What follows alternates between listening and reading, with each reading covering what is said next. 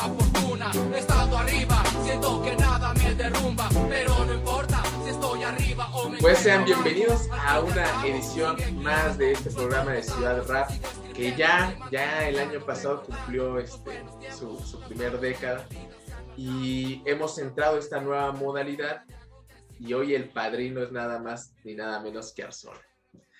Y seguramente muchos conoceremos, luego nos surge el nombre y es asociado a Rapsa. Otros no tanto porque después se perdió y tengo que contar rápido una anécdota. Porque cuando yo lo conozco o me encuentro con Arzola, es a partir de una compañera de la cual estimo mucho, Yelmera, la compañera Jazz, la psicóloga Jazz. Y ella nos menciona que quiere invitar a un circunloquio que estamos haciendo sobre estética y filosofía a alguien llamado Arzola y me dice, tal vez te caiga bien porque es rapero. De entrada el nombre, me vino el Arzola, el que todos conocemos y el que hoy nos acompaña. Pero yo pensé, seguramente es otro, porque yo lo hacía muerto. Es alguien que se desapareció de la escena, estuvo en el origen, ¿no? de este hermoso movimiento, de esta hermosa cultura. Y cuando lo pude ver, pude contarle muchísimas anécdotas que tuve de adolescente, porque yo llegué a escuchar sus canciones por ahí del 2000, 2001, cuando tenía 14 años. Yo pertenecía, y a la extinta, hoy todavía pertenezco en corazón, a una clica llamada la MGP, Magnolia, y después hice un grupo de rap con un compañero de ese mismo barrio, y es Magnolia Riders. Y pues imagínense, cuando lo vi fue impresionante saber, le exterioricé lo que muchos, la influencia que tuvo en muchos adolescentes, muchos jóvenes en ese entonces. ¿Cómo estás, Arzola? Hola, Alan, muchas gracias. Pues estoy muy bien. Ahorita saliendo de un problemita en la garganta, pero todo chévere, gracias a Dios. Y muy feliz y contento pues por la invitación. Efectivamente, después de... metafóricamente creo que sí estuve como, quizás no muerto, pero sí dormido. En un viaje, digamos, en una búsqueda, pero siempre vinculado al rap, siempre vinculado al hip hop de alguna o de otra forma. Y bueno, pues hoy día estamos por acá con un montón de gusto de poder compartir este espacio con todas y con todos ustedes. Y bueno, pues a la orden, y bueno, y una felicitación de entrada pues por este trabajo que me parece bastante interesante y necesario pues precisamente para poder tener puntos de encuentro, puntos de diálogo y bueno, pues seguir construyendo en torno a esta maravillosa cultura llamada hip hop, rap, etcétera, etcétera.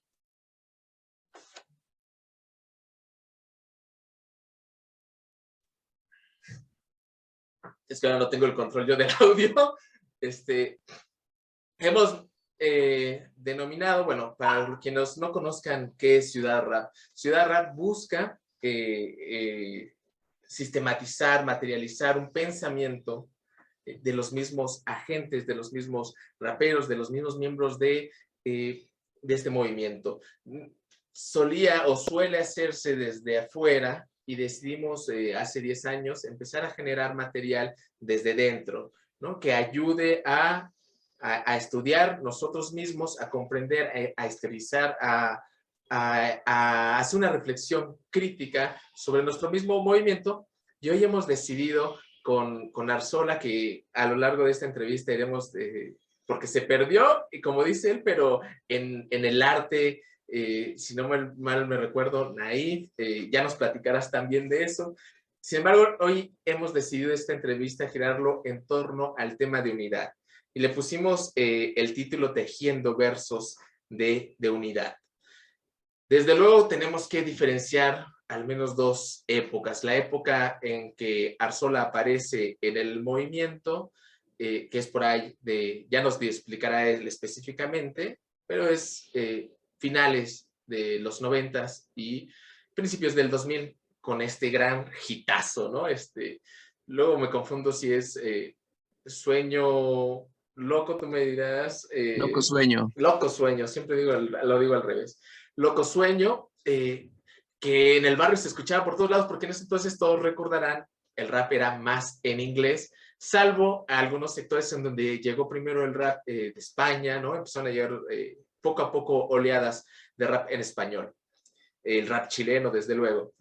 Y en ese entonces, Arzola estuvo en un mundo muy subterráneo, muy under, en donde la palabra unidad tenía un sentido muy distinto. Pues bueno, Arzola, platícanos de esos inicios de tu rap a ras de suelo en la clica, ¿no? De estos eventos que se generaban entre diversas pandillas y cómo llegan a este momento crucial en ese mundo que es el paz en las calles, que es una materialización también de la unidad, ¿no? Y después cómo se destruye.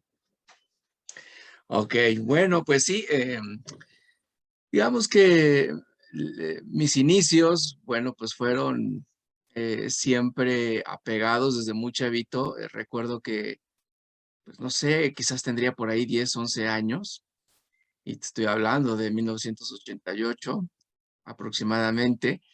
Eh, Mentiría si te dijera cuál fue la canción que escuché, pero en el radio escuché algo que el locutor denominaba rap. Era en inglés, supongo que eran algunas de esas canciones pues que ya empezaban a hacer hits en Estados Unidos y que poco a poco el contenido era propicio para poderlo pues transmitir en otros países y llegó a México. Entonces me tocó escuchar algo que era bien diferente porque además pues estábamos en la familia pues acostumbrados a escuchar pues danzón, escuchar cumbia, escuchar artistas ochenteros como Juan Gabriel, Rocío Dúrcal, Emanuel, etcétera, etcétera.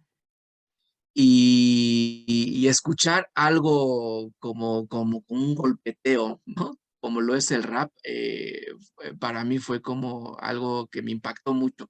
Pero ahí quedó como grabado, ¿no? En mi inconsciente. Y ya después, estando en la secundaria, que ya es el 90, 91, pues ya ahora sí empieza a llegar como ese rap comercial acá a México, ¿no? MC Hammer y Vanilla Ice, y que en ese entonces para nosotros eran simple y sencillamente artistas de rap y nos gustaba, ¿no? O sea, era lo que escuchábamos y bailábamos, ¿no? Esas canciones que yo iba en primero de secundaria y ese fue como, digamos, como el inicio, la génesis, ¿no? Del gusto del rap, por el sonido, por lo diferente y porque me identificaba con eso. No sé, era algo que me hacía sentir bastante bien. Entonces, pues van pasando los años, salgo de la secundaria y empieza a llegar el graffiti también acá a la Ciudad de México. Me empieza a llamar también la atención y de alguna manera pues también el conocer a más banda, ¿no? Más chavos, que también empezaban a despertar este gusto. Total que empieza a haber como más presencia de rap ya en español, pero era un rap como muy rap latino, digamos, como Melon Menéis, Gerardo, pero que sonaba muy como de fiesta, ¿no? Pero existía en mi memoria ese rap crudo, no recuerdo qué canción era, pero sí recuerdo que era un rap tan diferente, no tanto de fiesta ni de desmadre, sino era como un rap más crudo, como más oscuro, por llamarlo de alguna manera. Y eso quedó siempre como una especie de vacío, porque yo estaba como con muchas ganas de seguir escuchando, pero pues era difícil poder tener acceso a la música. En esos entonces era muy difícil. Entonces, a la par, pues también, pues ya como adolescente y dejando la secundaria para entrar a bachilleres, empieza a surgir en mí también como una necesidad, como pasa en todos y en todas, ¿no? Una necesidad de sentirte identificado con algo y con alguien, ¿no? Entonces tuve una etapa punk, ¿no? Una etapa hardcore ahí en el barrio, escuchábamos mucho punk, íbamos a las tocadas, a Chopo, etcétera, etcétera, pero no me sentía, no era lo mío, no me sentía bien, digamos, ¿no? lo disfrutaba, pero parecía que seguía existiendo en mí esa canción que escuché por allá del 89. Y entonces, pues se empieza a ver, por ejemplo, una telenovela que se llamaba Baila Conmigo en el Canal de las Estrellas, que salió la segunda parte, en donde ya no era una onda de rock, ¿no? Sesentero, sino más bien la propuesta en esta telenovela era como más actual. Y el intro justamente era con unos chavos bailando rap, bailando como una especie de break. Entonces, eso como que otra vez reavivó en mí como todos estos recuerdos. Y si bien, como te decía, ya había mucho, y bueno, ya se escuchaba Caló, ¿no? Ya se escuchaba pues un montón de cosas, y un montón de grupos con un rap, digamos, más comercial. Seguía habiendo un vacío porque yo decía, es que yo escuché un rap cuando chavito, que era bien diferente a esto. Hasta que llego a bachilleres, siendo un punk adolescente, este, muy fan de la Polla Records, ¿no? Muy fan de Escorbuto, etcétera, etcétera. Eh, y me topo con que existe un movimiento cultural bien diferente que es con lo que sí me identifico. Y además, en ese entonces, pues yo como que me gustaba mucho esta onda prehispánica, como esta cuestión de las raíces, de la cultura mexicana.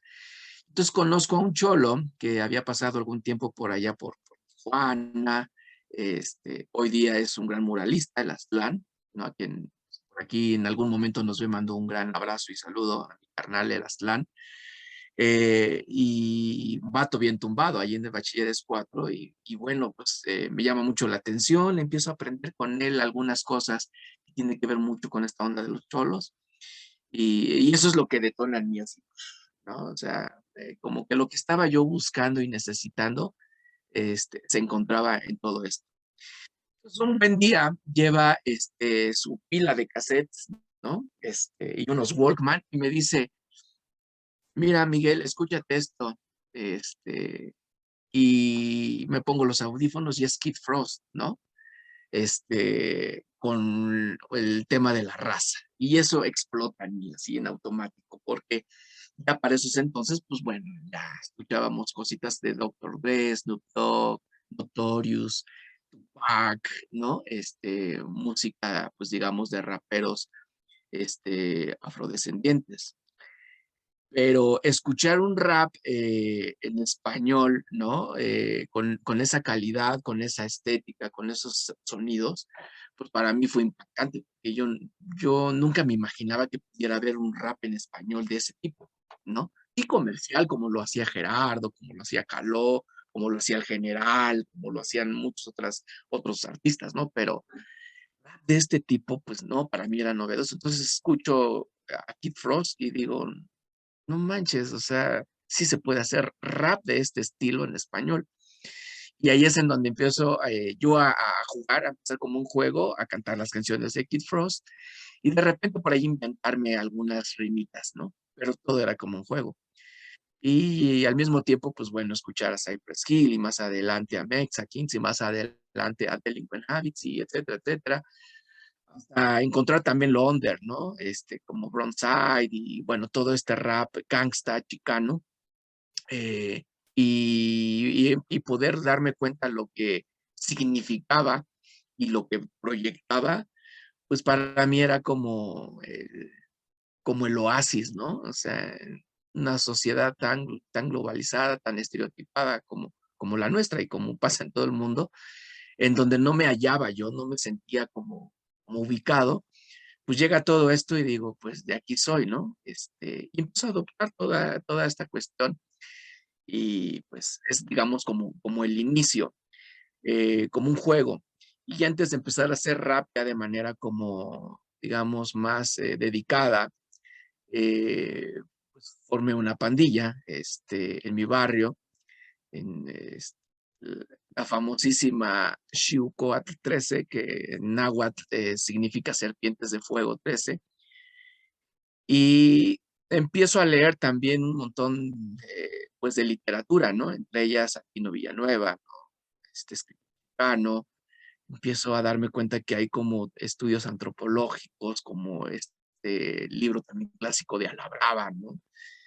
Trabajado ahí por Trabajo Social de la UNAM, trabajo que se realizó en la frontera, Guadalajara, ya que en la Ciudad de México, y leyendo Al Gallito Inglés, esta revista antiquísima, que por ahí tiene un número especial, justamente de vatos locos, de todo este movimiento. Por medio de Aztlán, ¿no? Conozco Teen Angels, ¿no? Una revista también chicana, que pude también conocer, y bueno, eso pues detona en mí como una necesidad de querer, digamos, ser y estar en un mundo en el cual yo no me ubicaba. Y pues de repente darme cuenta que algunos compas en el barrio pues les llamaba la atención y nos empezamos a juntar. Pues bueno, decidir pues formar como una clica, una pandilla, empezar a adoptar incluso un lenguaje, ¿no? Palabras como ranfla, jaina, vato, ¿no? Rider, en fin, turiquear, etcétera, etcétera. Em, pues fue para nosotros como una experiencia bastante interesante y bastante chida, porque era hacer algo bien diferente, o sea, la gente nos miraba como raro, ¿no? Nos criticaban y nos decían, traen pantalones de aguantacacas, eh, dentro de la misma familia se burlaban de la manera como vestíamos, ¿no? Pero poco a poco, como que la gente también pues, se va acostumbrando, como cuando llega cualquier tendencia o moda, ¿no? Este, y, pues bueno, digamos que algo que aprendí y que le debo mucho a esta cultura de lo chicano, es que pude descubrir lo que significaba el sentir orgullo por algo, ¿no? Y ese algo, en una primera instancia, era el barrio. Entonces, el ser perteneciente y formar una unidad en el barrio era el darte cuenta que hay una frase chicana muy bonita que me gusta, que dice así: tú eres mi otro yo. Y eso quedó muy grabado, como muy tatuado en mi mente, ¿no? Tú eres mi otro yo. Entonces, como me gustaba que me trataban, pues procuraba yo también tratar a los demás. Es decir, el respeto. Hacer que me respetaban, entonces entendí que tenía yo que respetar a los demás. Y luego entender qué significaba barrio, qué significaba el Brown Pride, ¿no? El sentirte orgulloso por ser moreno, el sentirte orgulloso y por tu clica. Me llevó a entender que mi barrio, a quien también le mando un saludo, a todo el barrio de Pueblo Quieto, allá en Tlalpan, eh, que el barrio no solamente era la Serpiente de Fuego 13, mi clica, sino que también eran las abuelitas y los abuelitos, los vecinos, las vecinas, hombres y mujeres, que no eran cholos y que no eran cholas, pero que eran también parte del barrio. Entonces, eso a mi clica y a mí nos ayudó a entender que éramos parte de algo más amplio. Y entonces para nosotros barrio significó algo, digamos, como más amplio y al mismo tiempo como más comprometido. Entonces, querer hacer cosas desde esta visión de ser cholo en el barrio era como también tratar de involucrar a la demás gente, ¿no? Entonces empezábamos a hacer por ahí murales, algunas pintas, y, y eran clandestinas en un primer momento. Después nos dimos cuenta que la gente se sentía transgredida cuando les pintábamos sus casas, sus paredes, ¿no? Y tarde o temprano Pero sabían. no crees que también, es que, mira, hay ya dos elementos que dices que me acaban de mover muchísimo. Primero es cómo llega esta influencia y tienes toda la razón, ¿no? Llega Mexakin, llega Kid Frost, llega Lil Rob, llega Nairon y cómo este tipo, esta influencia empieza a cuestionar algo abajo.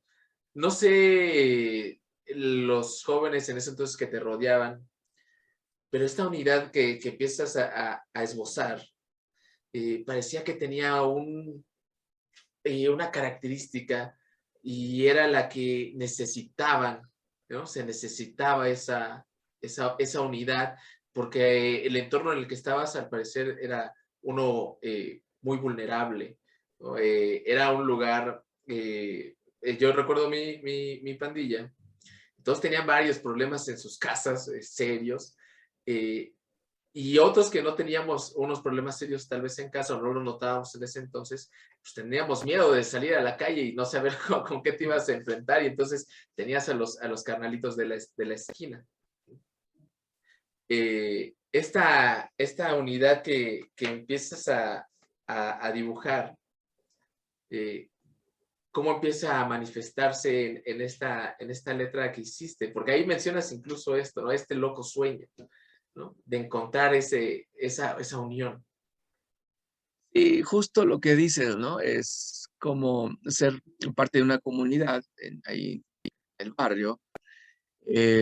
Sí, ciertamente, es una colonia que al día de hoy sigue siendo una colonia con un barrio con mucho trabajo por hacer, ¿no?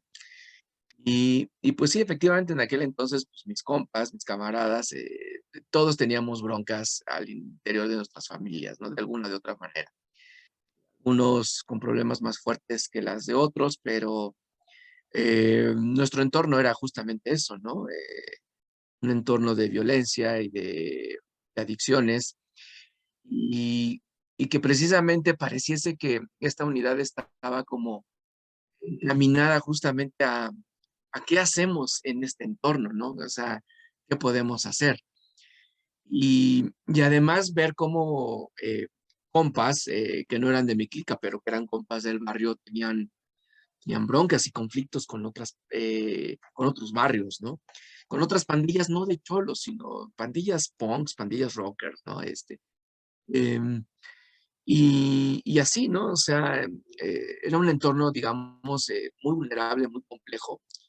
Y justo después de un andar en todo esto, pues empiezo a hacer rap, empiezo ya como a escribir de manera como ya más formal algunas canciones, me conecto con más gente fuera del barrio,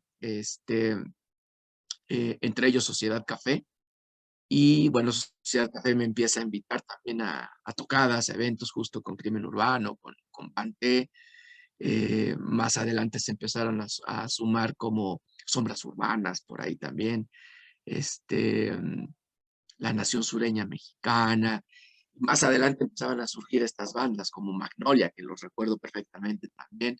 En algún momento por ahí quizás coincidimos, pero y bueno, iban saliendo muchos grupos. Entonces, por ejemplo, ir a tocadas, ir a diferentes barrios, me hacía pensar que sí era posible el poder generar como lo que estábamos haciendo en el barrio, ¿no? El poder hacer como de manera eh, quizás sea sin querer, pero era una necesidad del el querer estar bien,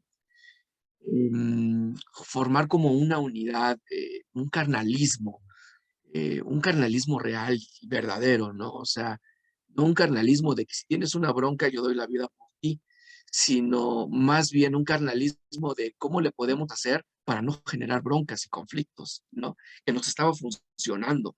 Y eso era lo que nos llevaba a poder ir a otros barrios, caminar sin ningún problema, sin que nadie te dijera nada o sin que nadie te tirara a barrio o quisiera pegar una corretiza, ¿no? Sino al contrario. Eso que estábamos viviendo, pensábamos en que pudiera también generarse como en espacios más grandes, ¿no? Con más banda y con más raza. Y pues yo empezaba como a rapear y pues de repente sale por ahí la invitación para poder ser parte de Rapsa, el primer disco de Rapsa 1. Me hacen ahí la llamada, me invitan, digo, órale, qué chido, pues va, acepto. Tenía por ahí algunos demos, pero no, yo quería aprovechar esa oportunidad justamente pues para poderle decir al mundo, digámoslo así, decirle al mundo lo que Arzola tenía en su conciencia y en su corazón, ¿no? Arzola tenía algo que decir y era ese loco sueño. Entonces escribí Loco Sueño justamente para Rapsa 1, porque pues sabíamos que esto iba a tener como un impacto mucho más amplio, lo iba a escuchar mucho más gente. Entonces, Oye, y la base de esta gran canción, ¿cómo quién la sacó? ¿De dónde salió esa base? Porque también es muy característica, ¿no? Vamos a colocar aquí vamos a dejar tantito a ver si ahí en producción pone la canción. Ahí está. Tú no lo puedes escuchar sola, pero todo aquí la están escuchando.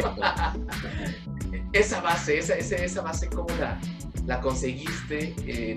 Primero tuviste la letra.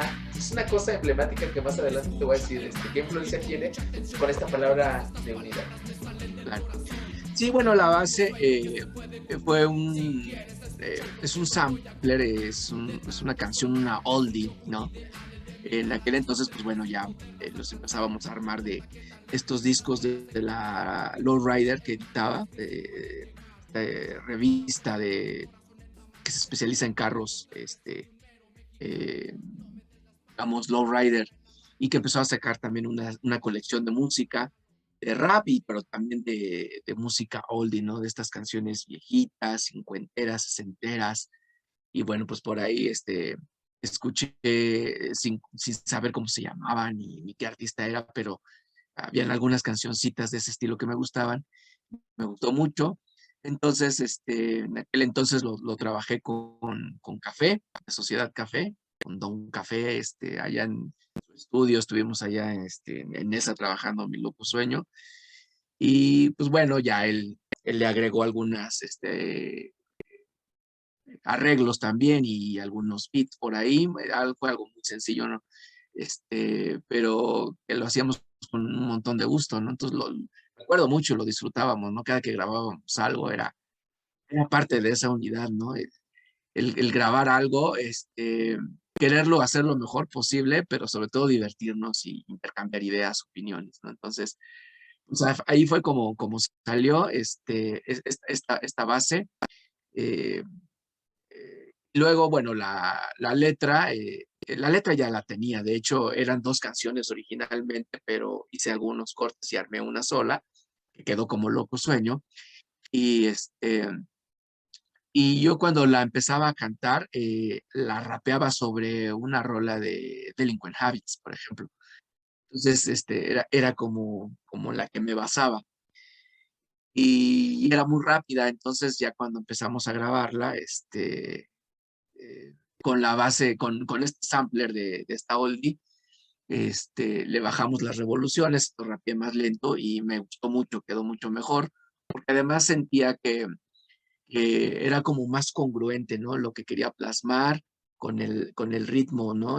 Con el beat, con la velocidad con la cual se rapeaba, sentía como que realmente sí estaba como que ya sacando como el feeling, ¿no? En esta canción. Y y quedó, ¿no? Quedó así, la base, todavía antes de meter la voz, todavía le bajamos un poquito más, me acuerdo, porque me sentía como tan inspirado que yo decía, no, todavía puedo rapear más abajo, más lento, ¿no? Es que quiero que se escuche bien lo que quiero decir, ¿no? Entonces, fue así como la pudimos grabar, Esa canción, déjame te digo, Arzola, que en algún momento te dije nada más así parte de la historia de cómo llegó. La canción ya la conocíamos en el barrio junto con todo Rapsa y otras canciones. Como tú dices, ¿no? Llegaba mucho, me recuerdo en ese entonces, indiscutiblemente Cypress Hill, pero el inglés, ¿no? Estaba Kid Frost, ¿no? Y en un evento que hicieron en el Bachilleres, si mal no recuerdo, el Bachilleres 2, en donde uno de sus líderes, gran líder, era Plata Ramírez, el Apache de NS, Nación Sureña Mexicana, que también sale en ese Rapsa. Vamos a una fiesta, yo me voy de pinta con una pandillita que habíamos hecho en CCH Vallejo, y vamos, ¿no? A esta fiesta. primero era impresionante ver cómo Bachilleres 2 había hecho la familia que agrupaba muchísimos carnales de muchísimas pandillas y nadie se hacía absolutamente nada. Segundo era entra Plata Ramírez y canta la canción que también sale en el Rapsa. Y fue una cosa emocionante. Y uno de mis compañeros, de los que íbamos, un carnalito, que además se tumbaba bastante bien, porque había dos tipos de choros. Había los que tenían sus diquis a la línea y había los que se ponían la cosa más grande que tenían, ¿no? Entonces, él era de los que se tumbaba muy bien y siempre me fascinaba su forma de vestir y se agarra el micrófono y en una instrumental cual fuera, avienta una letra. Y a mí me pareció sorprendente, ¿no? Así fue, le gusta chingoncísima tu rola, güey. Y me dice, es la de la Arzola. Y dije, ah, chinga, la de tun, tun, tun, tun. Sí, no, está cabrón. Pero en ese momento, los que íbamos nosotros, la pandillita de unos 25, era para nosotros nuestra voz, él, ¿no? En el escenario, el que nos estaba representando. De alguna forma, entre el humo, las cervezas y la convivencia, estábamos pandillas de muchos otros lugares, casi uno representante, por si entraste a la preparatoria, no es que haya entrado todo tu barrio, ¿no? Entraste tú, y había una comunión rapera impresionante. Esa unidad después la vives tú de una manera un poco más fuerte, porque entonces ahí sí van pandillas, que es el pase en las calles, ¿no? ¿Cómo ves primero la historia que te platico de cómo llegaste a muchos jóvenes? Y segundo, este tipo de ejemplo que te pongo de comunión, cómo se vive en una cosa que uno de los que participó, por cierto, en este libro, el Maru, uno de los que hicieron posible esto, él tenía una revista que se llamaba México Estilo. También fue de los coordinadores de paz en las calles. ¿Cómo viste también esa comunión, el rap? Y tú, desde luego, Arzola. Sí, eso era algo que a mí también me impactaba, porque, eh, por ejemplo, cuando hacíamos eventos en Tlalpan, era la necesidad de toparte con más barrios, con más clicas, ¿no? Ya para esos entonces empezaban a haber como más presencia, ¿no? De, pues, banda en Tlalpan, en Xochimilco incluso, y la banda que se descolgaba de Tláhuac, de Iztapalapa, de Nesa, y le caía allí al barrio, ¿no? Allá a Pueblo Quieto. La verdad que eso siempre nos tenía tranquilos porque sabíamos que no iba a pasar absolutamente nada, porque lo que nos planteábamos desde un principio es vamos a hacer un evento para el barrio, ¿no? Y el barrio es respeto y el barrio es orgullo. Entonces, todos estos conceptos y categorías sí las teníamos como muy presentes y las defendíamos a capa y espada, desde la misma ropa, como bien dices, ¿no? O sea, andar bien planchado y con los tenis así radiantes de blancos, de limpios, era eh, no defender ese orgullo, ese brown pride, ¿no? Entonces, por ejemplo, cuidábamos mucho como esa parte como estética, ¿no? De presencia. Y quieras o no, eso evidentemente, pues, estos detalles, pues sí proyectan. Eso más la manera en cómo tratabas a la gente, al público, a la gente que llegaba a los eventos, pues evidentemente que nos fuimos dando cuenta que se generaba como que propiciábamos un ambiente de convivencia, ¿no?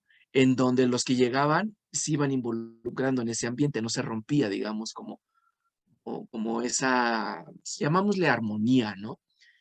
Podían ahí forjar su porro y su churro y no teníamos problema porque fumaran, ¿no? El problema era que cuando detectábamos que ya había como la posibilidad de que alguien perdiera el control, ¿no? Hacíamos comitivas tal cual, ¿no? Y ya dábamos una especie como de acompañamiento y decíamos, a ver, compas, esto les recordamos que se trata de esto y esto. Y la banda lo entendía porque lo hablábamos y lo dialogábamos, ¿no? Y siempre recordar cuál era el propósito del evento. Entonces, eso estaba súper chido, por eso Loco Sueño, ¿no? Por eso surgía Loco Sueño, lo cual me hace sentir muy bien tus palabras, Alan, porque pues sí, a veces uno como rapero, pues no se da cuenta o no percibe como el impacto puede tener alguna de tus rolas, ¿no? Y bueno, yo nunca me escuché en el radio, pero me tocaba de repente llegar al barrio y me decían, Arzola, te escuché, me parece que era Radioactivo en aquel entonces, en donde daban un espacio también al naciente rap pop mexicano y por ahí pues programaban algunas rolas de Rapsan, por Machete, Bueno, oye, yo sí te escuché una vez en el radio, pero además fue muy gracioso porque era una radio como estas gruperas, era muy chistoso, oye, pero iba en el micro, este tipo, no sé qué tipo de radios serán las que, ahí voy a intentar como la Z, ¿no? Algo así. ujú. No te lo imaginas, y era una que se llama, que hiciste con Sociedad Café, Firmes Firmes Tiempos. tiempos, ok, sí, sí. Estuvo en el radio, cuando la escuché en el radio dije, y en la Z, una cosa así grupera, dije, no es posible, o sea, no es posible. Yo iba en el transporte público, ya estaba en la universidad, y dije, no es esto no es, eso es una locura, no es el peor lugar en donde puede estar esta rola, pero le entró, o sea, no sé si el conductor le gustaba el rap, pero ahí te escuché, que también es otra rola en donde vuelves a insistir al final en tus versos sobre esta unidad, ¿no? Sí, sí, justo eso, ese hecho era lo que nos impulsaba a generar. Entonces, sí, existía como esta necesidad de tener puntos de encuentro. Y además, en ese entonces no había muchas papillas ni muchas clicas. Entonces, es bueno, encontrarte un pantalón Dickies era tenerte que ir a un tianguis de pulgas, ¿no? Donde vendían ahí los montones de paca y tener la suerte de toparte por ahí algún Dickies, ¿no? Alguna Penn Davis, algo que llegara en una de esas pacas que venían de allá del otro lado. Entonces, era eso, pero además también, pues con esta onda de la migración, pues muchos tenían familia allá en Estados Unidos y ya les empezaban a mandar música, un montón de cosas, ¿no? Y entonces era eso, el poder vincularte, tener contactos eh, para poder tener intercambio de música, poder tener acceso a estos aspectos culturales, ¿no? De lo cholo. Y bueno, esto aunado a que siempre existió en nosotros la clica Serpientes de Fuego 13, la Xucoatl 13, tenía como ya desde sus inicios como esta idea, ¿no? De decir, bueno, si yo digo que soy un serpiente de fuego, tengo que tener bien claro qué significa eso. Entonces nos poníamos a filosofar ahí un poco, ¿no? En la clica, poder definir como ciertos argumentos para no quedar mal parados, porque lo estamos viendo tan serio como parte de nuestra vida, que sentíamos como la necesidad de poder defenderlo, ¿no? Sobre todo porque en un principio te digo que había como mucha burla, ¿no? Por la manera de vestir, por la música que se escuchaba, etcétera, etcétera.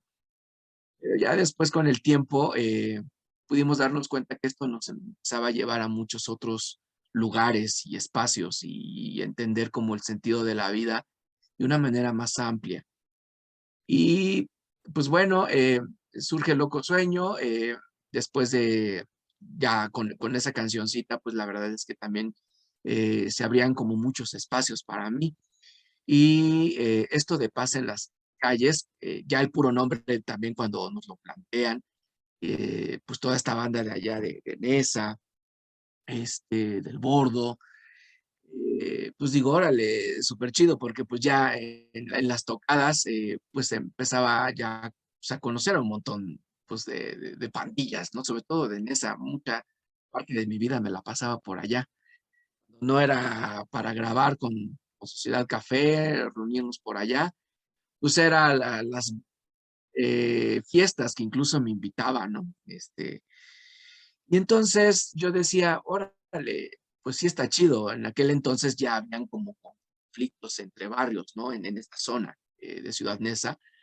De repente por ahí yo me bajaba en alguna de las tocadas, por ejemplo, en el Foro Alicia, me tocaba muy seguido que pues me bajaba del escenario, y pues me pedían por ahí alguna fotito y pues, cotorrear ahí con las pandillas, ¿no? Que se daban cita ahí como público.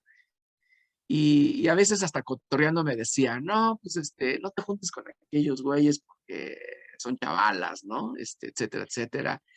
Pues me daba cuenta que se empezaban a tirar, ¿no? Entre barrios, todo lo que de alguna manera empezábamos como a tratar nosotros como de construir. Veíamos que en otros espacios era bien complicado y más allá de que se pudiera dar, era todo lo contrario, ¿no? Empezaba ya a haber una rivalidad entre clitas y pandillas ya muy fuerte, ¿no? Entonces, cuando surge esto de paz en las calles, dije, no mames, o sea, qué chido, ¿a quién se le ocurrió esta gran idea? Porque además era un evento masivo, ¿no? Ya en la Alameda Oriente. Entonces, cuando me invitan, digo, pero por supuesto, claro que voy, ¿cómo no? Y me pongo a invitar a todas las clicas del lado sur de la ciudad, ¿no? De por acá, de Tlalpan, de Xochimilco, de Contreras, y que conocían aquel entonces, y ya, ya había un club de bicicletas lowrider ahí en el barrio. Mando un saludo también al Abraham, ¿no? Al Urban, mi carnal, que inició este bike club. Y pues era irnos allí a la Alameda Oriente, porque yo sí creía, bueno, y sigo creyendo, ¿no? En la paz, ¿no? La paz en las calles, la paz en el barrio. Después me di cuenta que primero hay que tener una paz interior, ¿no? Pero fue una iniciativa muy chida, muy interesante, porque existía ya esa necesidad, ¿no? Es decir, si hablamos de barrios, si hablamos de lo que significa México, ¿no? Porque para el Cholo los símbolos de la mexicanidad están muy presentes, por lo menos en aquella generación. O sea, decir que eras un cholo y un mexicano era decirle al mundo que valía la pena hacerlo, ¿no? Y valía la pena hacerlo por lo que la capacidad que tenías de poder hacer cosas, de construir, no de destruir, ¿no? Entonces, pues vamos a Paz en las Calles, un evento que en un principio estuvo bastante bien, bastante bueno, fue interesante porque era tanta la gente que fue, tantos barrios, tantas chicas. Y yo me acuerdo muy bien, había como una especie de hermetismo, como que todos se pasaron de bien portados, ¿no? Todas las clicas que se dieron cita, este, la verdad es que es súper tranquilo, súper alivianado. Te encontrabas a una pandilla con su club de bicicletas, ibas, te tomabas foto, intercambiabas ahí el teléfono, de dónde eres, y tú qué haces, y te ibas con al otro, digamos, stand, ¿no? Y ahí estaba otra pandilla, llegaban otras pandillas, y, o sea, era un ir y venir, ¿no? De pandillas y de barrios, pero todo súper tranquilo, o sea, te sentías muy seguro. Y yo dije, claro, pues aquí está la clave, ¿no? Es eso. Sin embargo, bueno, pues ya después eh, esta dinámica de lo que significa ser parte de una pandilla, ¿no? Ya el concepto como, tal como pandilla, pues ya en automático parece que se genera una oposición ante otra pandilla. Y ya en el pase en las calles 2 pues bueno, ya fue la cosa totalmente diferente. Se tuvo que cancelar en aquel entonces. Sin embargo, la intención fue bastante buena, ¿no? De repente los problemas nos rebasan y bueno, tenemos que aprender de todo eso y no se pudo concretar ese pase en las calles 2. Pero me parece que justo esta unidad que se pudo dar en estos primeros eventos, en estos inicios, parece que creo que sí obedecía mucho a esto, ¿no? A esta necesidad de encontrarte con otra raza tumbada, de poder intercambiar, pero sobre todo de poder darte cuenta que hay mucha otra banda que está buscando lo mismo que tú, ¿no? Y sí, yo me encontré mucha banda que estaba como muy comprometida, muchas clicas, muchas pandillas muy comprometidas eh, con poder dejar a su barrio, a su pandilla en lo más alto, ¿no? Y a esto me refiero justamente a lo que te decía hace rato. desde la vestimenta, desde los murales, ¿no? El ser cada vez más sofisticado en la técnica de hacer un mural. Eh, ejemplo, muy poca banda, esta cultura del tatuaje como ahora ya es tan común y tan abundante, pues en aquel entonces no tanto. Entonces, encontrarte a un cholo tumbado y además tatuado, y además con un tatuaje de línea, ser algo así como de es un vato, ¿no? Firme. Entonces, se buscaba mucho eso. Ya después, con generaciones que vinieron llegando después, bueno, pues van cambiando los tiempos, obviamente. Problemáticas también van tomando otros giros y otras inercias. Y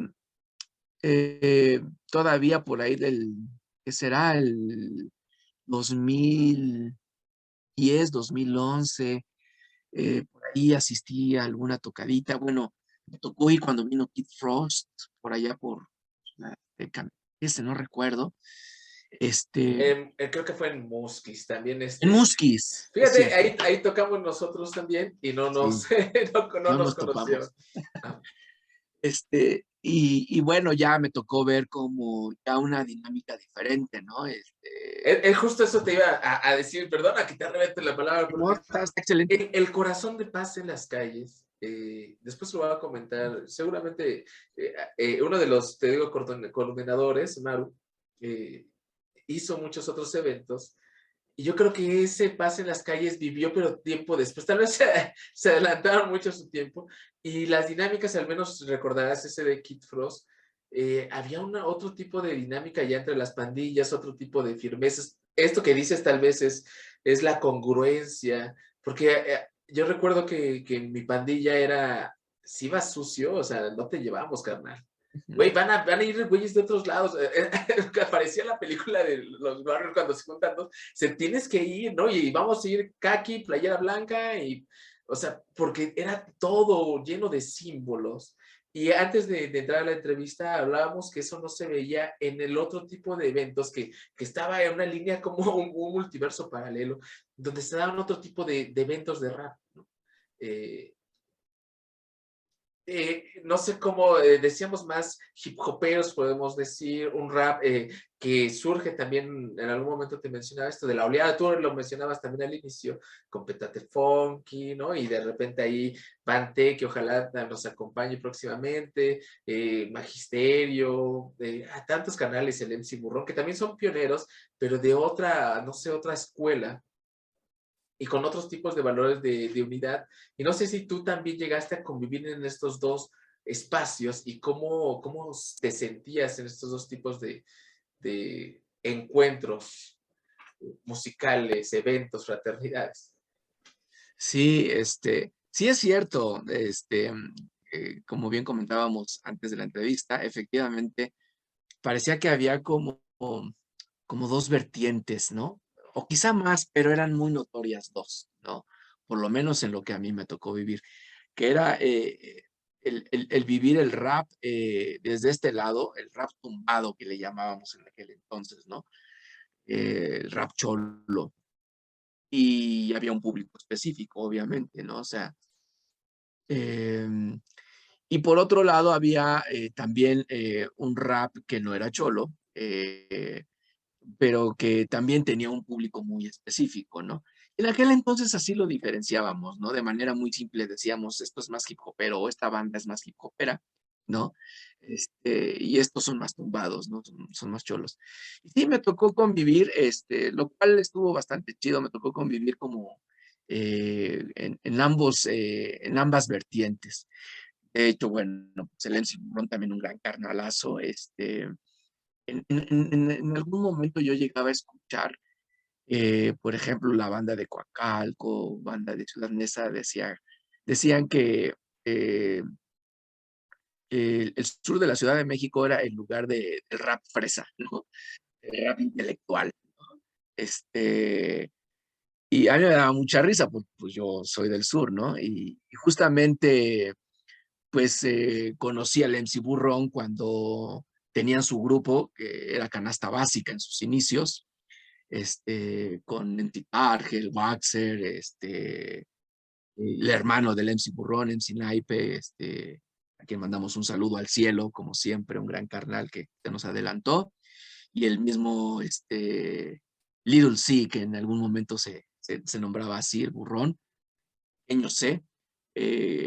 Una vez hicimos un evento ahí en el barrio y subimos al centrito de Tlalpan, al día de Tlalpan, en el centro de Tlalpan, y ahí los topé, y bueno, pues empezamos a hablar, a contactarnos, y bueno, pues conocer a ellos, cotorrear y empezar a hacer incluso cosas juntos, ¿no? Por ahí hicimos algunas maquetitas en colaboración. Pues fue por medio de ellos que conocí a Jimbo, ¿no? Cuando Jimbo también era residente de allá del centro de Tlalpan, por ende Banté. Y más adelante, pues bueno, asistir a tocadas de la DFK, por ejemplo, ¿no? Desde Club Histórico de Grafiteros del sur de la Ciudad de México. Y por ende, después de la DFK, pues por ahí vincularnos y ir a las tocadas que solía organizar Boca Floja, ¿no? Ahí en su casa. Pues estábamos muy charillos, muy jóvenes, y sí, me tocaba convivir con ambos, digamos, en ambas vertientes. Y era interesante, pero sí se notaba mucho la diferencia, ¿no? Era un rap en donde a mí la impresión que me daba en aquel entonces es que se hacía un rap como mucho más abierto, por llamarlo de alguna manera, con estilos bien diversos. Pues yo me acuerdo, por ejemplo, de mis favoritos era Lírica Libre Fleiva, que no sé por qué extraña razón no continuaron, pero eran buenísimos en vivo en el escenario. Me acuerdo que tenían una rola que se llamaba Prende la Mecha, y de verdad que prendían la mecha. Me fascinaba ver a Lírica Libre Fleiva, ¿no? En el escenario. Y bueno, pues el Petate Funky, en fin, ¿no? A Jimbo y Malik, con un rap, digamos, como más abierto en el sentido de que, pues era rap para todo aquel que quisiera escuchar lo que ellos hacían. Y el rap, digamos, más tumbado, más de cholos, pues sí estaba enfocado justamente a la raza que se identificaba única y exclusivamente con este movimiento, ¿no? Ya desde el lenguaje mismo, desde historias que se narran en cada canción, desde la letra, la lírica, se definía muy bien, ¿no? Sin conocer a la banda, tú escuchabas una rola y inmediatamente identificabas que era un cholo o una chola, el que hacía esa rola, ¿no? Este, Porque era muy marcado, ¿no? La diferencia en el lenguaje y en el estilo. Y entonces, pues sí, era muy diferente en cuanto a que... Oye, disculpa que te, Sí, sí, te adelante. interrumpa. Es que Tú si no, interrumpo. no quiero que se vaya eso. Cuando dice lo del lenguaje, sí era muy marcado. Era extremadamente marcado. Y a veces no entendían, o sea, no se entendían los dos rap. En el otro rap tenían algo de mucho jugar y lo que hoy entendemos el flow, ¿no? El flow era algo en donde ellos se empezaban a mover, a experimentar. Hoy en día los chavillos trabajan esto que ya le llaman el doble tempo, los skills, cosas que evolucionaron muchísimo. Pero en este otro rap era muy lento, e incluso por eso pegó tanto, igual y hasta influenciaste mucho en eso como otros compañeros, era más lento, las palabras se tendían que escuchar y estaba lleno de muchos simbolismos. Y contrario, yo soy de los que cree que contrario a lo que piensan que los tumbados hablan solo sobre armas, uno escucha un disco de cualquiera y se dan cuenta de los enormes simbolismos que tiene. Son los grandes cronistas, ¿no? de su entorno. Y era otra de las formas de diferenciarlo y no quería perderme la oportunidad de interrumpirte de esta forma porque a veces no se entiende, ¿no? Sí, sí, eso es cierto. Digamos que el rap hip hopero, ¿no? Cuando tocaba estos temas de violencia era, digamos, como del desmadre que se hacía en una fiesta, ¿no? Cuando llegaba a haber algún tema, alguna rola que hablara sobre, que tocara ese tema. Pero cuando era el rap tumbado del Cholo, era sí visibilizar la realidad cruda del barrio, ¿no? De a mi compa que apuñalaron, ¿no? De mi cantón que balearon, eh, cosas que ya para ese entonces pues eran muy crudas y que escapaban a la realidad, ¿no? Porque, pero sí existían, se estaban dando. Y efectivamente, dentro del rap tumbado, sí había era como, se caracterizaba porque era como muy lento, ¿no? Este, como muy lento, no todas, pero sí en su mayoría, la cadencia, ¿no? Muy pausada. Y, y de repente como que sí habían bandas o solistas que pues, podían hacer rolas, rolas, rolas, rolas, y todos hablaban como que mucho de lo mismo, ¿no? Pero sí había muchos otros raperos, y coincido contigo, Alan, que no todo era armas, droga y violencia, ¿no? Sí hay bandas como, por ejemplo, El Elote, de Sinaloa, que su propuesta, bueno, va más allá, ¿no? O sea, a mí me considero que es un rapero en su tiempo adelantado al momento que estábamos viviendo, ¿no? Porque siendo un vato de barrio tumbado, ya estaba hablando de otras cosas, ¿no? De lo que difícilmente un cholo, pues, pudiera como proyectar, ¿no? Y el elote ya estaba hablando cuestiones mucho más profundas que tenían que ver con varias problemáticas en el barrio, pero ya utilizando cuestiones de marginalidad, exclusión, rollos hasta políticos, incluso, ¿no? Misma Sociedad Café, ¿no? Que utiliza muchos símbolos, muchas letras, muchos conceptos también que tienen que ver mucho con la cuestión histórica y con las cuestiones de tradición dentro de, eh, que no solamente es como ese hablar de plomazos, ¿no? De charcos de sangre, ¿no? O sea, sí también, pero hay muchas otras cosas que se viven porque no es que el mundo del cholo esté ahí como encerrado, es parte de un mundo mucho más amplio y estamos insertos, ¿no? En una dinámica social que tampoco podemos negar.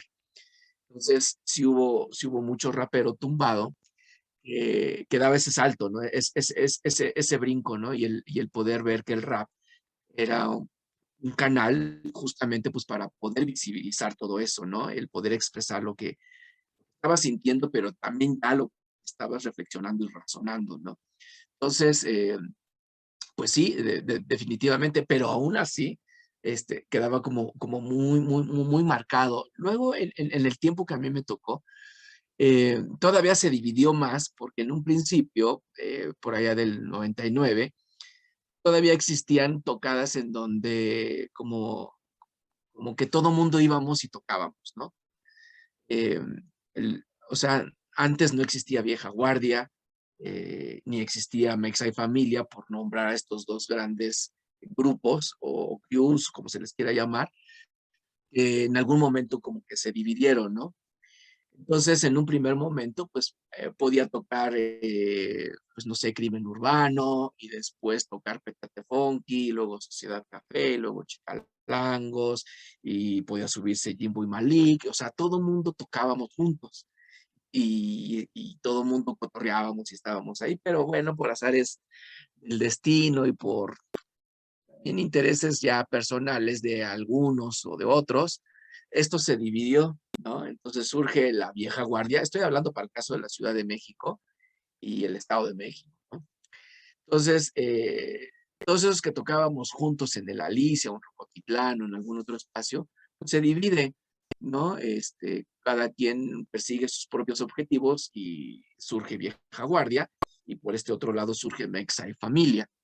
Y en Mexa y Familia es en donde yo me inserto, justamente pues con bueno, Mexa y Familia además era impresionante el alcance que tenía, ¿no? Había, digamos que era como una gran clica la Mexa y Familia, había banda desde Yucatán hasta Tijuana, ¿no? O sea, un montón de raperos y raperas que se sumaban, querían ser parte como de este proyecto Y era impresionante, ¿no? De repente escuchar rap yucateco, rap de Tijuana, de Monterrey, de Querétaro, bueno, en fin, de Veracruz. Y, pero para el caso de la Ciudad de México se distinguía porque las tocadas que organizaba Mexa y Familia, digamos como que el cartel de cajón pues era Sociedad P, Banté, Crimen Urbano, este, Aztec Soul, ¿no? Donde era MC Burrón, que en un principio era Canasta Básica, después cambiaron el nombre a Aztec Soul, y Arzola, ¿no? Éramos eh, básicamente los que tocábamos. Y entonces el público que iba, pues ya te imaginarás, pues era siempre la banda tumbada, ¿no? Cuando hacía eventos, pues vieja guardia, pues iba un montón de banda también, pero hip hopera, ¿no? A pesar de que estaba ya de aquel lado Calangos, ¿no? MC Luca, si bien, bueno, hay también toda esta tradición chicana, de ahí el nombre de Chicalangos, pero el público, pues más era como más hip hopero, por llamarlo de alguna manera. Y eso de alguna manera también fue como un ingrediente más a que estas unidades se diferenciaran tanto, ¿no? Públicos o estos como entornos. Entonces, me tocó como vivir esa parte. Y bueno, pues ya más adelante empezaron a surgir un montón de grupos más. Y parecía que esto que se había iniciado en un principio, lo que de alguna manera buscábamos realizar nosotros, parecía que se iba como diluyendo, ¿no? De alguna manera. Llegó el momento en que yo, pues bueno, dejé la escena para dedicarme a otras cosas y ver ya como el movimiento, digamos, un tanto como desde afuera, y me permitió darme cuenta que efectivamente, ¿no? Sí es ese loco sueño que en algún momento compartían esta rola, se estaba distanciando, porque pues sí, estos propósitos, estas ideas que teníamos como de unificar, como de generar comunidad, ¿no? O sea, llegó un momento en que dejábamos de decir ya barrio, o sea, cambiamos la palabra barrio por comunidad, porque creíamos que tenía un sentido mucho más amplio y más profundo. Entonces, ya no continuamos, digamos, como con eso, porque además los integrantes de mi Y, pandilla, o sea, y bueno, ya estamos casi entrando al final, pero antes de pasar también a lo que después, a donde te estuviste o te recluiste haciendo otro tipo de activismo, eh, hoy en día, ¿cómo ves esto? Bueno, ya lo estás diciendo estos valores, pero no sé si en ese inter, tal vez ya hoy por hoy, eh, ¿cómo ves el rap desde alguien que vivió tanto tiempo? Porque me imagino que nunca dejaste de escuchar y consumir rap, pero ¿cómo ves esta palabra tan potente de unidad? Y esto que también dices de comunidad, no sé si ahora preferiste, ¿no? Este loco sueño, te vamos a decir Arzola Luther King, este loco sueño, y cómo lo vas hilando con este nuevo activismo. Mira, mi perrito está ahí. Y claro, desde luego hacia este arte que empezaste a experimentar también, cómo ahí manifiestas la unidad con la cultura, no, con el arte naif. sí, bueno, sí, todo surge porque, te digo, dejo la escena, empiezo a ver como todo el movimiento desde afuera y me empiezo a dar cuenta que empiezan a suceder cosas que desde mi perspectiva pues no estaban chidas, ¿no? Sobre todo por el arraigo que teníamos de estas ideas del barrio, del Brown Pride, etcétera, etcétera. Y pues fue también darme cuenta y la necesidad personal de hacer otras cosas. Entonces, pues me di cuenta también que no era suficiente. O sea, las serpientes de fuego, la Chicoal 13, la clica de mi barrio, ya no era suficiente para poder hacer cosas y poder de alguna manera proyectarla hacia más gente. Y pues bueno, de repente por ahí me empiezo a involucrar con con otros compas, otros amigos, nada que ver con el rap ni con el hip hop, simplemente compas que llegaron allá al barrio con una propuesta juvenil y cultural como una manera de colectivo. Y a partir de un salvadoreño, un migrante salvadoreño, aprendimos a pintar artesanía naif. El propósito era podernos ir a comunidades indígenas a Oaxaca y para podernos ir necesitábamos tener lana para poder comprar los boletos y poder llevar despensas a las comunidades de la Sierra Mija en Oaxaca. Un grupo de misioneros, ¿no? Un grupo juvenil inserto en una iglesia. Y bueno, nosotros no tan religiosos, pero que sí nos gustaba, como ya sentíamos como esta necesidad de esta labor social, comunitaria. Pues bueno, todo esto de los cholos nos llevó justo a eso. Entonces, pues me di cuenta que por medio del arte también se podían hacer cosas. Entonces, todo lo que en su momento pudimos hacer con el rap, con el hip hop de alguna manera, hicimos eventos de hip hop también allá en Quieto y en Tlalpan, eh, también me di cuenta que podía Arzola como hacer cosas de manera más directa y frontal con la comunidad y con la gente. Entonces aprendí este arte, esta pintura naif, que naif es una palabra francesa que quiere decir ingenuidad o niñez, inocencia. Entonces es un arte en donde se pintan cosas como muy sencillas pero muy coloridas, como que pareciese que los hace un niño o una niña. De ahí el arte naif. Entonces, eso pues detonó en mí un montón de cosas, entre ellas el darme cuenta que podía, además de ser Arzola el rapero, poder también ser Arzola el artista naif y poder plasmar un montón de cosas también por medio del arte, ¿no? Pues, por ahí colaboré con algunos compañeros haciendo murales en escuelas, en proyectos comunitarios. Arzola, he visto por ahí un video en donde estás con niños y están ellos pintando. Y un poco, bueno, quería ver, voy a hacer una asociación un poco igual naif Ujú. con los niños. Yo los veo ahí explotando, ¿no? A veces, hoy en día, hay quienes criticamos mucho el freestyle porque somos, no sé si de la vieja escuela, o yo al menos me considero de los que las palabras es muy potente. A mí no me gustaba rimar por rimar, a veces las letras me llevaban mucho tiempo porque quería llegar a algo, o mi metáfora que parecía algo muy absurdo, quería que dijera, o que se diera a entender, que jugara, ¿no? Y muchos que piensan así, cuando ven a alguien freestylear por freestylear, pues dicen, oye, ahí no hay, ¿no? Pero al mismo tiempo, hoy entiendo que tiene una explosión también igual de importante, y no sé cómo veas tú. Te digo, es una asociación un poco muy abrupta. Primero que nos hables pues, de este acercamiento con la niñez, tu acompañamiento como activista. Y segundo, esta misma adolescencia, juventud que está en el freestyle, que es un boom, ¿no? Que ha generado muchísimo, ya incluso recursos, y una industria, ¿no? Ujú. Eh, Tu posición también, ¿no? Que también tiene símbolos de unidad. Sí, pues sí, justo eso. O sea, Arzola, el vato tumbado, el rapero, el cholo, que empezaba a hacer cosas con su clica por el barrio.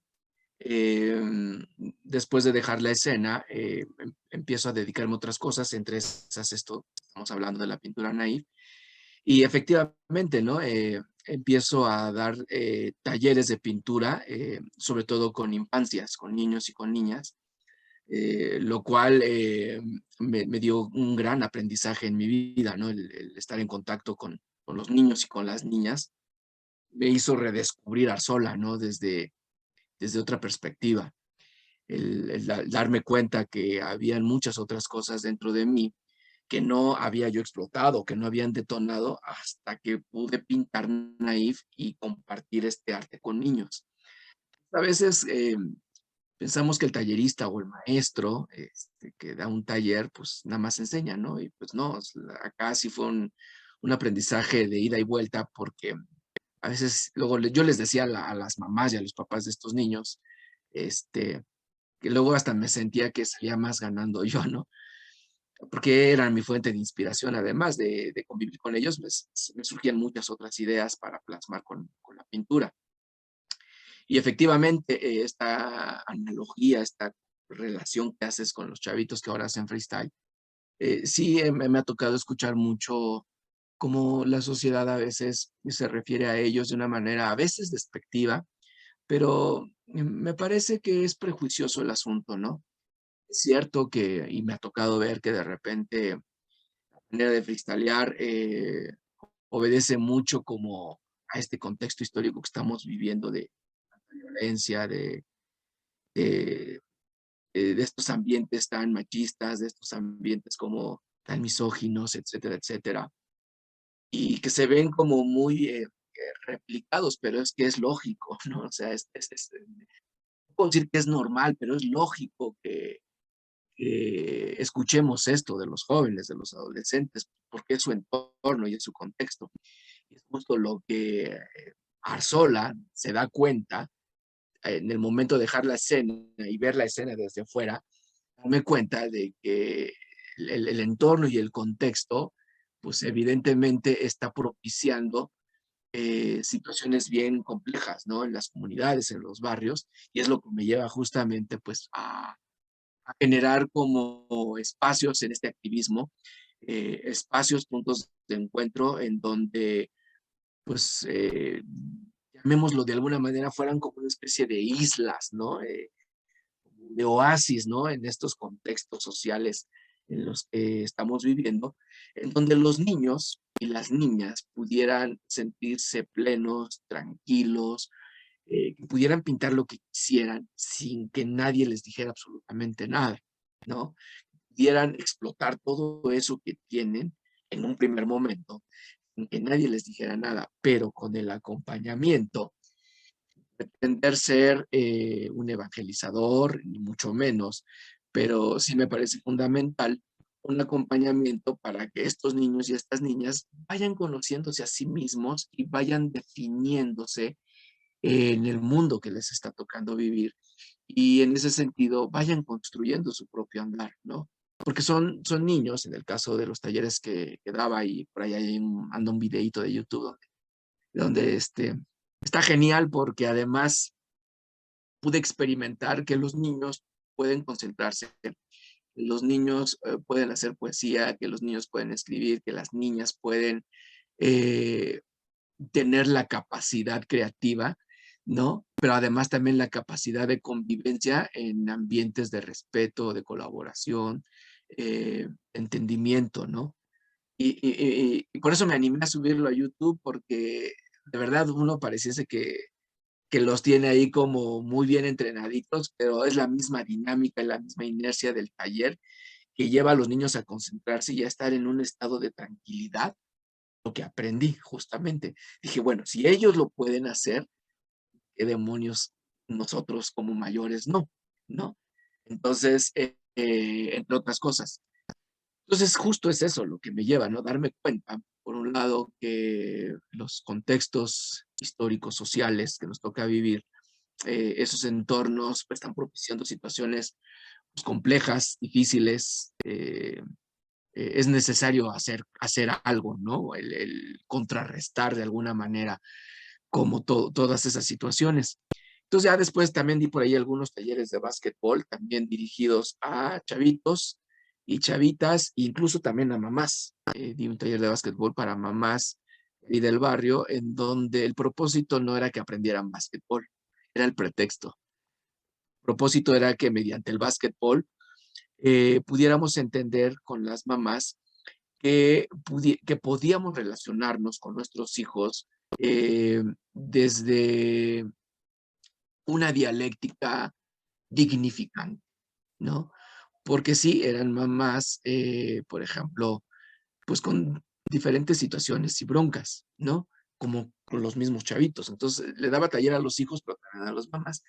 Y la idea era que aprendiéramos o que viviéramos la experiencia de poder estar en un taller de pintura o de básquetbol en donde pudiéramos experimentar la corresponsabilidad, la colaboración, el respeto, el orgullo por el barrio, o sea, todos estos conceptos que teníamos en nuestra etapa acá de Clica, volverlos a retomar, pero ya en un sentido como más amplio, ¿no? Yo no pretendía que estos niños fueran cholos, ¿no? O integrarlos a mi clica, y ya para entonces ya no existía. Pero sí, sí me preocupaba, por ejemplo, que estos chavitos pues pudieran ser muy vulnerables, lo eran, y pudieran de alguna manera tomar decisiones muy a la ligera que pudieran generarles situaciones pues, adversas a su desarrollo. Entonces, pues por ahí yo en este activismo buscaba como colaborar, ¿no? Eh, de alguna forma con estos talleres. Y, y justo, ¿no? Retomando esta parte de lo del rap y comentar mi posición, me parece que sí, efectivamente, eh, siempre existe un potencial, ¿no? En los jóvenes, en los chavitos, en las chavitas, en las niñas, en los niños, en los adolescentes. Existe un potencial, como todos nosotros también lo vivimos, pero el problema es que eh, no hay como opciones, o sea, sí hay, pero no hay quien te muestre las opciones, por más programas de cultura que el gobierno pueda plasmar, que algunos son muy buenos y que tienen muy buenos resultados.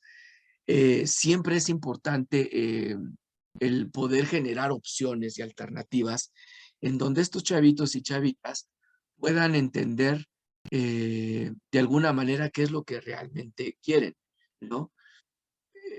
Y lo digo por experiencia, porque a mí me pasó, ¿no? O sea, yo empecé a hacer un montón de cosas, pero en un principio sin saber lo que realmente era yo. Como que muchas cosas las hacía yo por inercia, por estar con el barrio, etcétera, etcétera. Pero no me sentía pleno.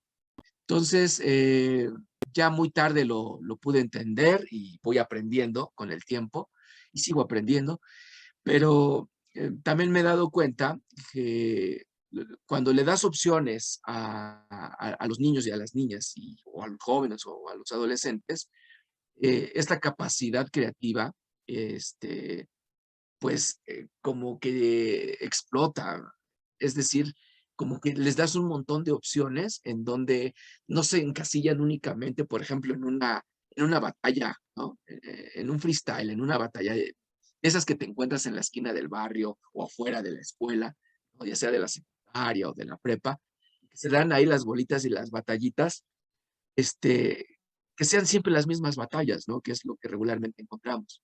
Siempre son las mismas batallas, ¿no? El darte cuenta que tienes que humillar al otro para que tú seas el vencedor. Y a mí me parece que hay muchas otras lógicas. No digo que esté mal. La cuestión es cómo hacer trascender ese potencial, ¿no? Cómo esas capacidades creativas pueden trascender hacia algo que en mi persona eh, es lo que me gusta mucho trabajar y es en lo que estoy enfocado hoy día. El poder hacer cosas dentro del arte, ya sea música, pintura, etcétera, etcétera. Para mí, el ser artista tiene que ver mucho con el dignificarme a mí. O sea, yo no podría ser sola como rapero o como el artista naif. No me podría hacer llamar así si no me dignifico y si mi arte no dignifica a los demás, ¿no? Y eso me parece que tiene que ver mucho con la educación y la educación no solamente de la casa ni de la escuela, sino el rap o el hip hop como un espacio educativo, como un espacio de unidad educativa, eh, freestyle, ¿no? Estos concursos, estas batallas como espacios educativos también de trascendencia humana. Me parece que eso es algo que podría darnos la posibilidad justamente de poder explotar esas capacidades creativas y de alguna manera también de expandir como la conciencia, ¿no? Del ser humano. Poder generar más espacios y más entornos, pues, pacíficos, de respeto y de entendimiento. Y, perdón, y entonces mi Ajá. postura ante el rap hoy día, pues bueno, sí, nunca he dejado de escuchar rap, de repente pues por ahí me voy enterando de un montón. Hoy día hay un montón de grupos en México y tengo entendido que en Sudamérica está visto el rap mexicano como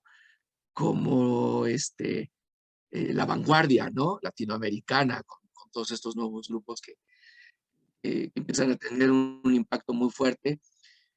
Eh, bueno, pues a diferencia de lo que nos tocó vivir, me parece que es eso lo que acabo de comentar, ¿no?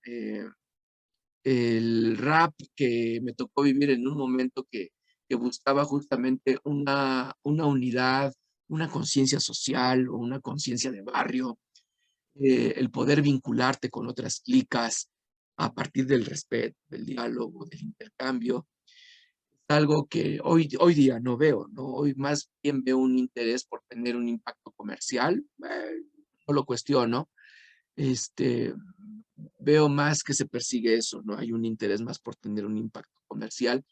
Las alianzas o las colaboraciones que se hacen pues, obedecen, parece ser, más a esto, ¿no? Al poder competir con tal sello disquero, con tal banda, el tirarse, ¿no? El adoptar mucho como esta postura que en su momento en Estados Unidos funcionó, ¿no? Y que ahora, pues bueno, empieza a tener también como una réplica acá de este lado.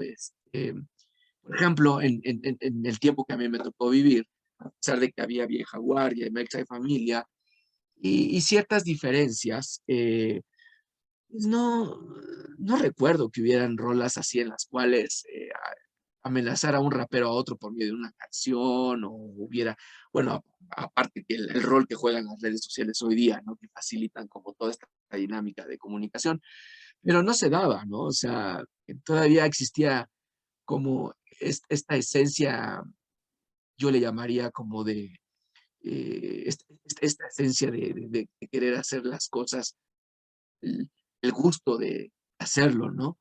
No por la necesidad de competir, como hoy día mucho lo veo.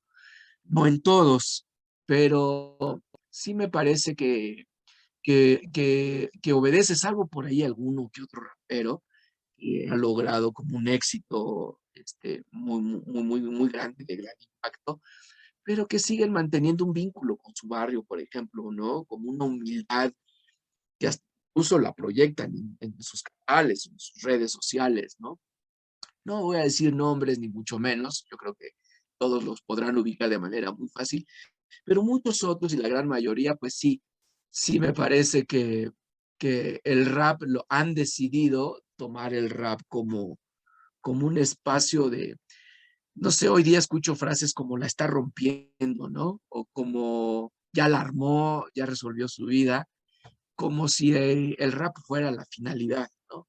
Para mí, en realidad, el rap no es la finalidad, sino el vínculo, el camino, el instrumento, ¿no?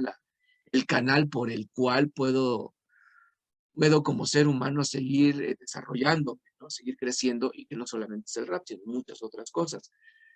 Y a mí me da la impresión que hoy día es esto, ¿no? Como que como estos deportistas que buscan el lograr llegar a las grandes ligas para poder tener un éxito económico, ¿no? Y resolver su vida en términos económicos, no en términos de desarrollo humano, en términos espirituales, si lo quisiéramos llamar también, o en términos de poder impactar a la sociedad por medio de tu arte.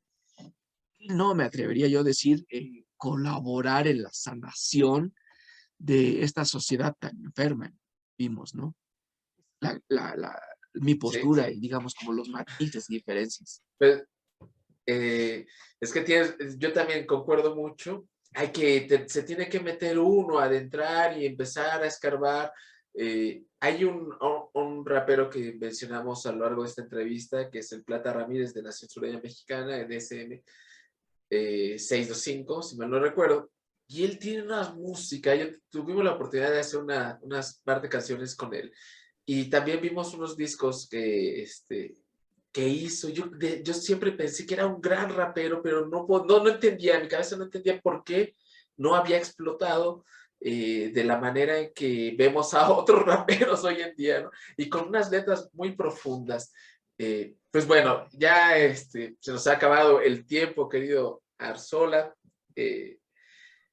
Ahí en el libro hay una tradición, dejamos siempre una hoja para que digas lo que quieras decir. Desde la cosa más chusca, el 80% pone sus redes sociales, no te preocupes, mira, aquí abajo vamos a poner tus redes, eso ya descártalo.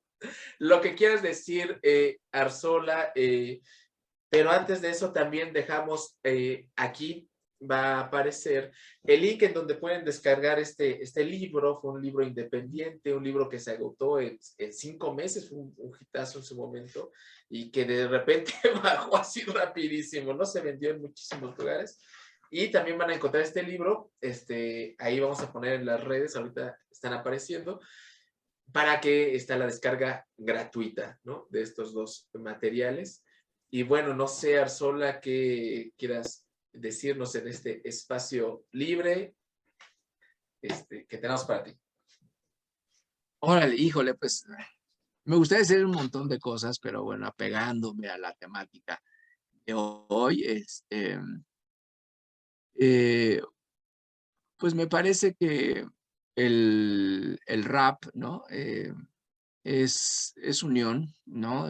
Yo creo que me parece que valdría mucho la pena resignificar todo lo que está a nuestro alcance.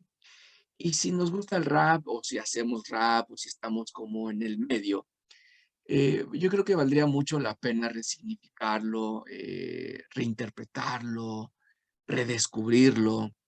Y bueno, mi reflexión es que es justo eso, ¿no? El rap tiene la gran capacidad de unión, de ser solidario o de propiciar la solidaridad, de ser empático. El rap puede hacer a las personas empáticas.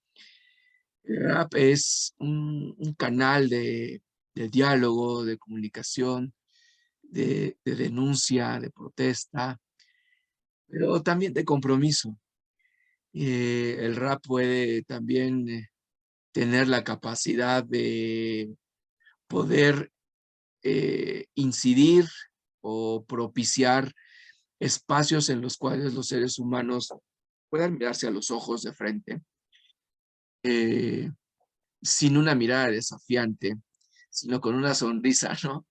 Eh, el rap tiene esa capacidad de hacer sonreír a la gente, hacerla reflexiva, de hacerla consciente. O sea, el rap no solamente es el poder lograr la fama y el dinero, qué bien que se dé eso, ¿no?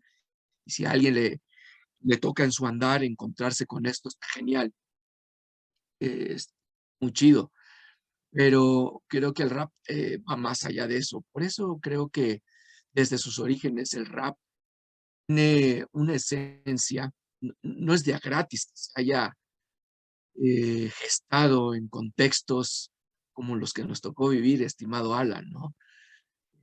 Precarios, de marginación, de exclusión, de pobreza, de violencia, etcétera, etcétera. Es, rap es un grito, es hacer visible la realidad en la cual vivimos, pero no como para justificarla, sino justamente para transformarla. Y me parece que el rap tiene esa gran fuerza justamente. No solamente el rap tiene una finalidad musical en una canción, en un disco, en una colección de discos, de álbumes, etcétera, etcétera. No, que el rap, al menos es lo que Arzola descubrió, el rap tiene esta capacidad justamente de poder llevarte a otros senderos de la vida, poder entender que lo que puedes ser tú como ser humano es gracias a que eres parte de un todo, ¿no? Ese todo, pues también es parte tuya. Entonces, por eso esta frase chicana de tú eres mi otro yo, ¿no? O esta otra frase que me gusta mucho de servir a los demás nos vuelve libres, que en ese sentido me parece que es como podemos evolucionar o trascender como sociedad, como barrio, clica, como raperos, como comunidad. Y es un legado ancestral, de hecho, ¿no? Las comunidades indígenas hoy día, en la actualidad, siguen manteniendo esta cosmovisión, esta organización social de la solidaridad, de la corresponsabilidad, de la colaboración, del respeto. Y el rap, por ejemplo, también tiene esta capacidad de poderse insertar en cualquier espacio, cualquier lugar, en cualquier parte del planeta, ¿no? Cualquier estrato social. O sea, el rap rompe con fronteras y con barreras. No es que a veces el rap se utiliza justamente para poner barreras, ¿no? Para dividir. Y hemos olvidado que la esencia del rap justamente viene a romper con todo esto, de sus orígenes, ¿no? Para ver un poquito la historia y ver qué sucedió en Brooklyn, en el Bronx, en Manhattan, después en demás ciudades en Estados Unidos y cómo se va expandiendo en el mundo. Y estas microhistorias que se van dando del hip hop en todo el planeta van teniendo un punto común y es eso, ¿no? La común unidad, una unidad común que gira en torno al hip hop, al rap en específico. Me parece que, me parece que el rap es algo que puede ser utilizado, ¿no? Este, o puedes hacer uso de él. Pero a mí me gusta verlo de una manera más filosófica. Dejemos que el rap nos haga, ¿no? Dejemos que el rap nos haga, decía Jaime Sabines, no hagamos el amor, dejemos que el amor nos haga. Bueno, pues yo pienso de esa misma manera, ¿no? Hagamos rap, dejemos que el rap nos haga, ¿no? Y de esa manera poder romper con barreras, con fronteras, con estereotipos, romper como con prejuicios, ¿no? Sino, y más bien como construir una sociedad o una comunidad, pues, rica culturalmente en ese sentido.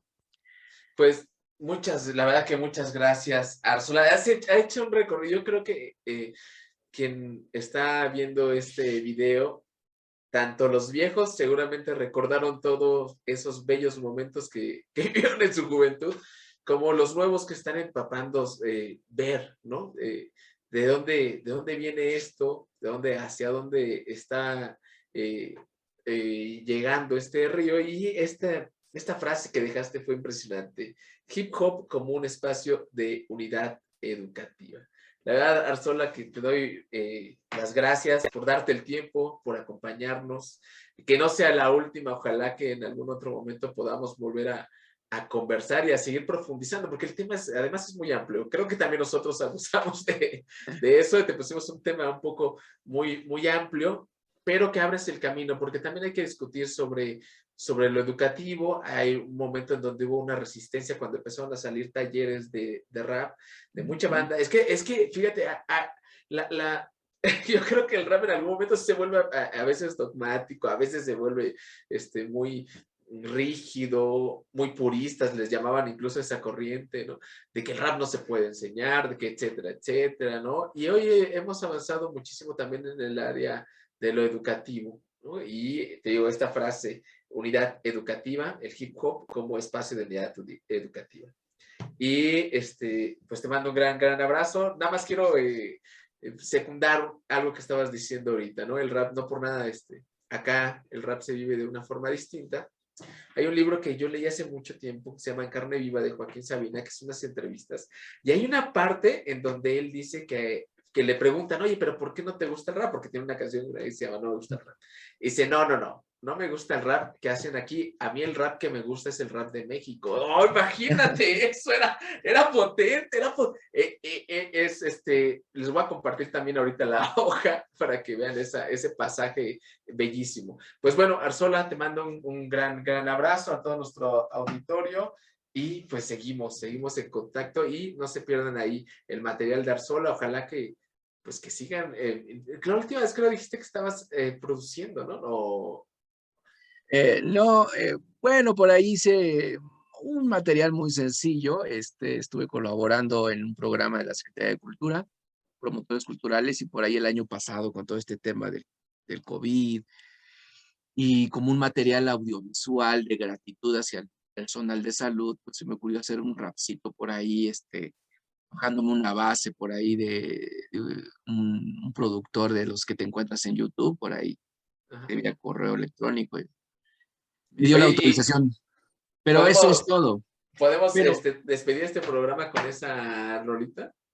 sí, claro, sí, y bueno, pues, nada, también agradecerte, Alan, por la invitación, a todo el equipo ahí de Yelmo, un gran espacio, les felicito por su labor también, muy, muy chido, y bueno, pues aprovechar ahí nada más para mandar un gran saludo, pues a toda esta banda que también me hiciste recordar, ¿no? Como Sombras Urbanas, Sociedad Café, Crimen Urbano, Magisterio, Soul, bueno, el MC Burrón, y el Apache, bueno, con el Apache por ahí también.